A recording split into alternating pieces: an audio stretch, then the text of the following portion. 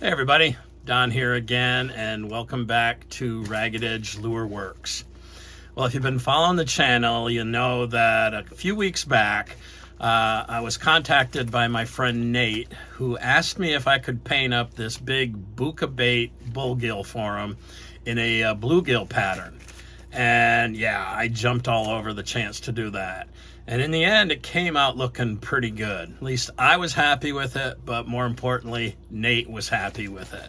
So I posted a picture of that up on Facebook, and I don't know, within an hour, I got a text from my friend Mike Pendleton down in Tennessee to see if I could paint up a couple of swim baits for him.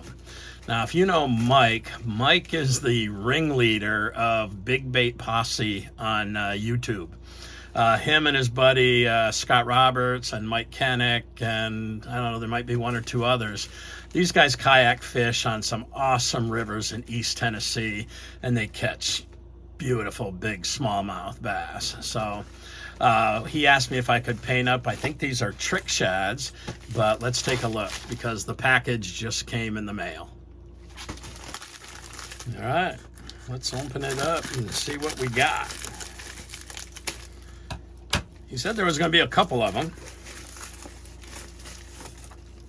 Oh, two tails. So this is what I got. This is a, this is also from Bucca. This is a 6-inch trick shad. These things are pretty cool. 35 bucks. Let's see, are they both the same? So they're both the same. They're basically white. They've got a little bit of a shad look to them. But let me show you the pattern he asked me to paint them in. Okay, so Mike sent me two of these trick shads. One of them has one tail in the box, the other one has two. But they're basically just white with a little work around the eyes and the gills. But this is the pattern Mike has asked me to paint these in. Apparently he really likes this pattern. I imagine that bright colors are pretty effective. You know how much I like chartreuse. Well, bright yellow is also really good. And pink can be awesome too. So there's nothing I can do about the tails because the tails on these are soft plastic and I can't paint them. But he said, don't worry about the tails, just worry about the bodies. So he asked if I could do that. I said I can.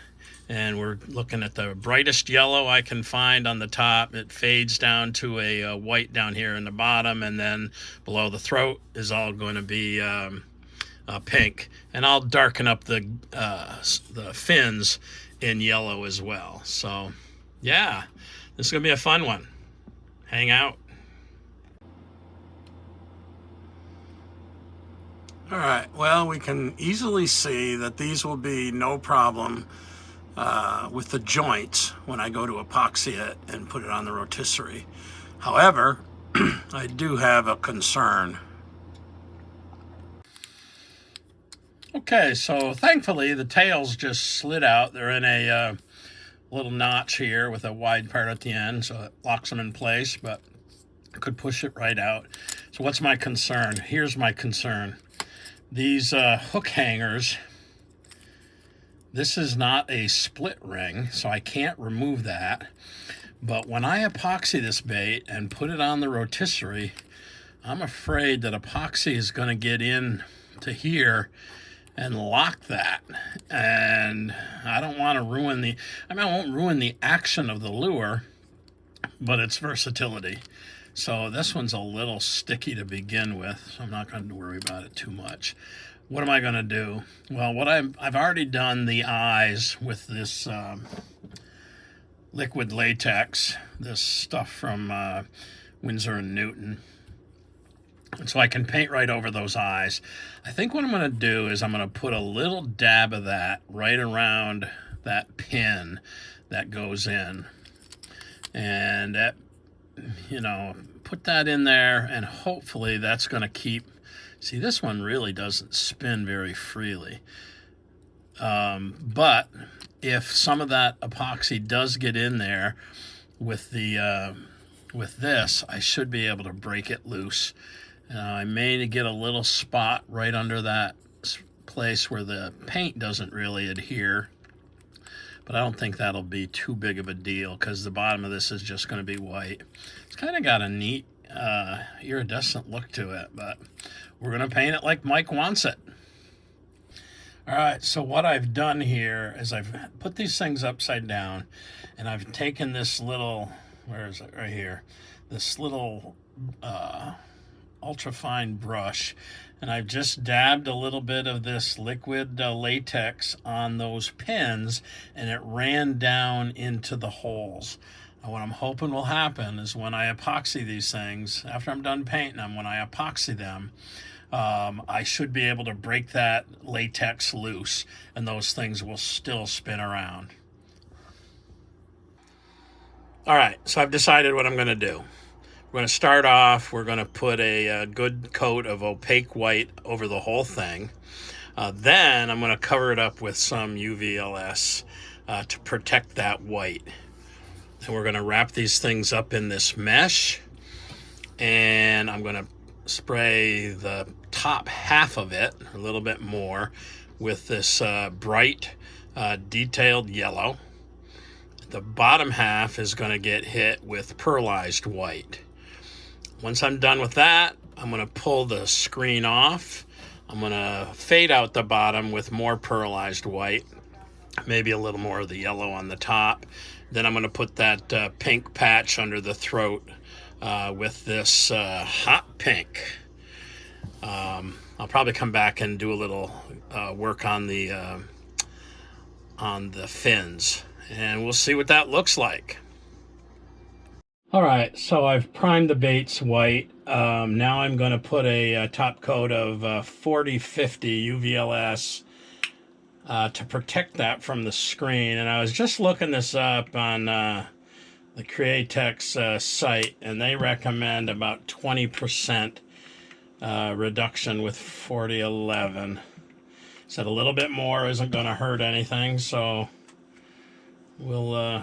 and they also recommend the minimum size needle to run this through is a 0.5, which is what I've currently got in this airbrush. See if I can get a good coat of that on there to protect the white from chipping off.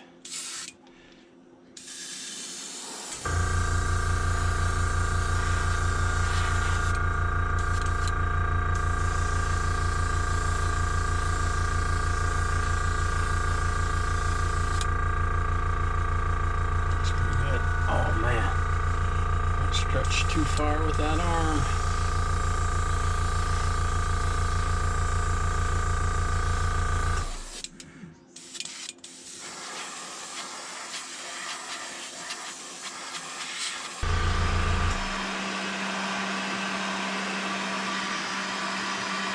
Then we'll wrap these things up in mesh. Okay, so you can see I've got these things wrapped up in this screen mesh so that the scales are diagonal, diamond shaped. And I'm going to avoid the head and the fins, and I'm just going to do this part of the body in yellow. And then I'm going to come back in and do white. So it's not going to be super heavy. And I really don't want the fins, or excuse me, I really don't want the scales to be well defined because it's really subtle in that bait, and I'm thinking the yellow over the white is going to be pretty subtle, but I will probably blend a lot of that out. So I'm going to mix up some of this Wicked Detail Yellow. I think it's pretty bright, and then we'll get to spraying.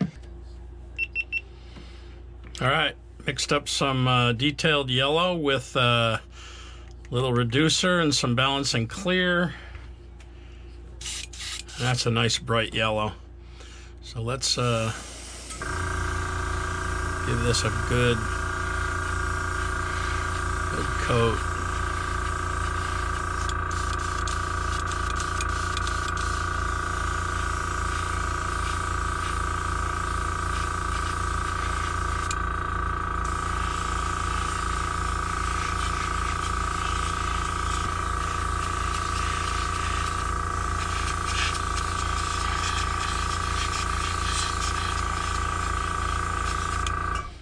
right, that's looking pretty good. You can see what I've done. Now I'm going to remove. I was going to leave the white, the screen on and do the white, but I'm going to take the screen off, and then we're going to blend everything in.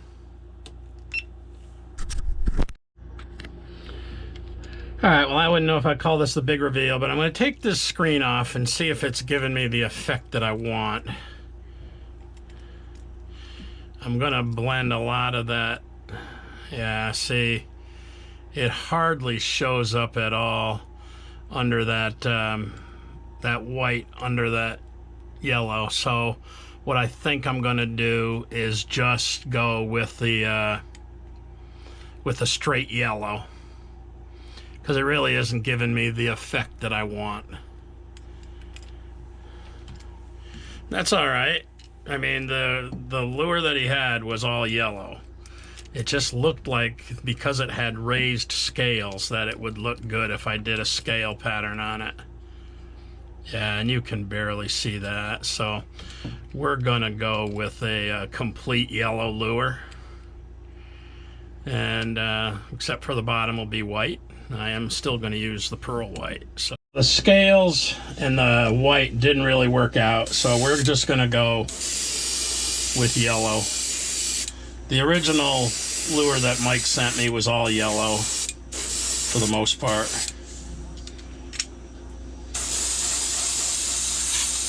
And I thought it might give me a decent effect, but it really didn't. So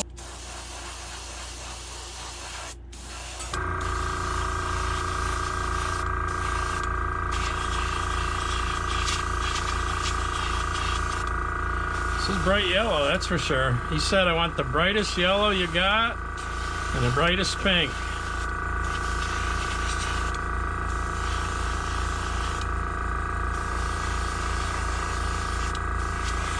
That's what he's getting.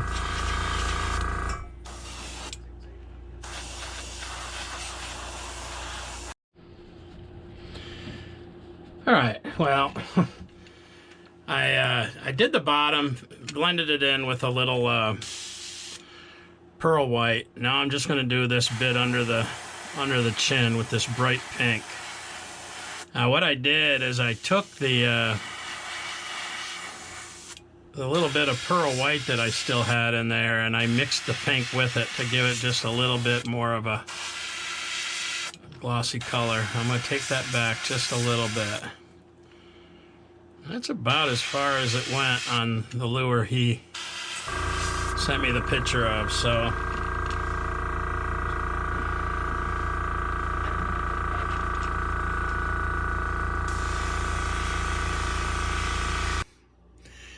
Well, I wasn't sure if this is exactly what Mike was going to look for, but I just sent him the picture of this view right here, and he said it looks awesome, exactly what he wanted. So I'm going to uncover the eyes and get some clear coat on it and put it on the rotisserie.